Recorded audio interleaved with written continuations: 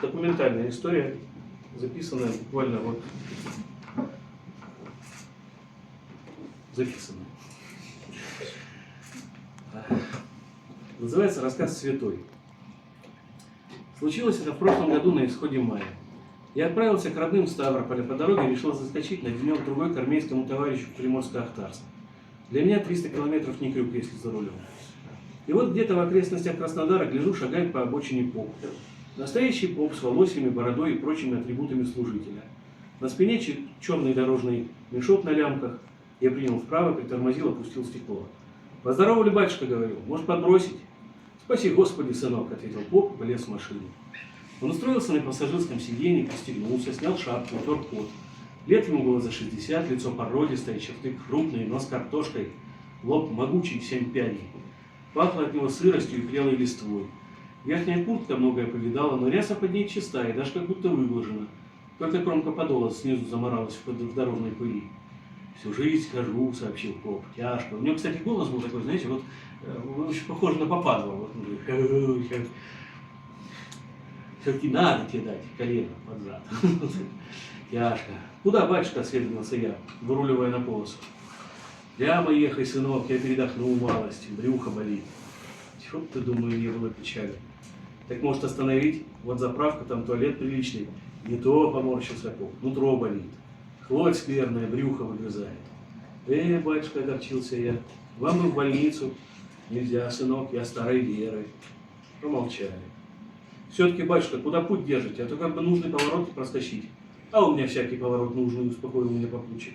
«Ты ехай, сынок, я подремлю малость. У тебя хорошо, тепло, мягко. Я-то прошлую ночку, слышь, под березкой перемог, отдохнул». Я помог ему откинуть спинку кресла, с заднего сиденья достал походную подушку.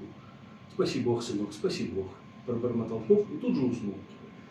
Через полчаса мимо проплыл указатель «Краснодар 30 километров». Я подумал, что я так увезу пассажира к самому Азовскому морю. Может, оно и неплохо, но с другой стороны он уже обратно пешком пойдет. В общем, заехал на заправку, припарковался в сторонке. Для свежести воздуха чуть приоткрыл окна. В кафе сел у окна и следующие 4 часа пил чай, ел пирожки с мясом и тупил в Facebook. Торопиться мне было некуда, но в конце концов сидеть без дела наскучило. Когда мотор заработал, батюшка проснулся. «Заправлялся?» — осведомился он, зевнул. «Хорошо. Где мы теперь?» «Краснодар скоро», — отвечаю. «У меня там дело на полчаса, потом пойду на Ахтари». «Угу, ну я с тобой еще чуть да маленько. Как чувствуете себя?» Батюшка ощупал живот и ответил: «А ничего, вроде поутихло. Хорошо, когда не болит».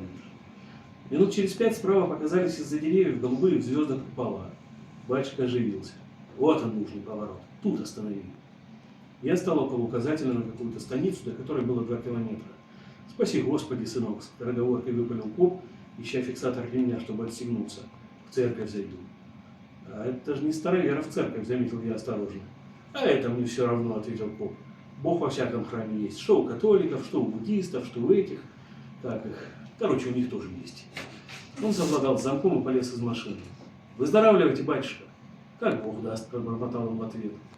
Поп вышел, но дверь не закрыл. Мгновенно размышлял и наконец выдал: «А ты, видать, святой». Тут я рассмеялся. «А то ж, конечно, — говорит, — кроме меня на Руси святых не осталось». «Смейся, смейся», — поп улыбнулся впервые с момента нашего знакомства. «Брюхо ты мне подлечил. Видишь, посидел с тобой рядом, хворь отпустила. Верный знак».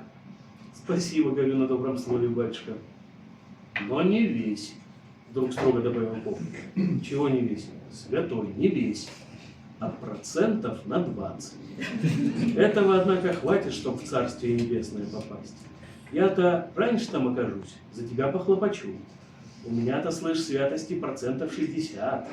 Он прищурился. А то и все 70 будет». Поп хлопнул дверью, бодро зашагал по разбитому асфальту. Я отпустил ручной тормоз и подумал: похлопочи, отец, похлопочи.